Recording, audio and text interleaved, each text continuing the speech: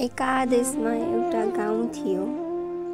त्यो गाउँ असाध्यै सुन्दर थियो। त्यहाँ हरियाली वातावरणले घेरेको र नदी पनि कलकल बगिरहने थियो। त्यहाँका मानिसहरू सधैँ चाहिँ बिहान गफ गरेर बसिरहन्थे। त्यहाँ एउटा आमा र छोरा बस्थे। छोरा चाहिँ एकदम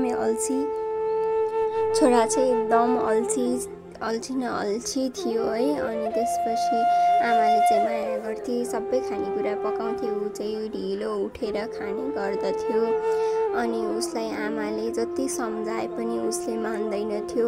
आमाले राम्रो राम्रो कुरा भन्थिन् अनि ऊ चाहिँ खाली उठेर कपाल सपाल कोरेर गइहाल्ने साथी थिइन्। अनि आमा चाहिँ एकदम दुःख गर्ने खालकी थिए। धेरै दुःख गरेका कारण ऊ एक दिन बिरामी पर्छे।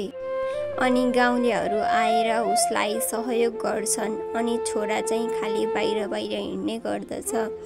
अनि उसको आमा बिरामी भएर मरेदेखि त्यो छोरा चाहिँ बाहिर हिँड्ने रक्सी खाने काम झन् बढी गर्दछ। त्यसकारण उसको सम्पत्ति सकिन जान्छ। अनि उसले सोच्छ उसको आमा भएको बेलामा त्यहाँ रासनहरू केही पनि सकिँदैन। तर उसले रक्सी खाएर पैसा सकेको कारण उसँग खाने केही पनि हुँदैन। ऊ काम खोज्न हिँड्छ तैपनि काम पाउँदैन। उसको पैसा सकेको कारण उसले केही पनि काम नपाउँदा ऊ भोकै हुन्छ। तर एउटा बुढाले भने उसलाई सहयोग गर्छ। पहिला जे जस्तो भए पनि उसले बानी बेहोरा सुधारेको हुन्छ। अनि सुधारेपछि उसको त्यो बुवाले चाहिँ एकदम माया मानेर उसलाई सम्झाउँछन्।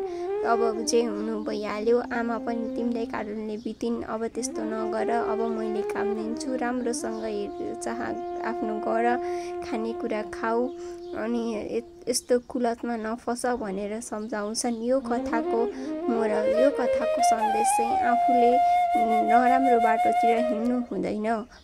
आफ्नो आमाको कुरा मान्नुपर्छ। आमालाई कहिले पनि दुःख दिनु हुँदैन। आमा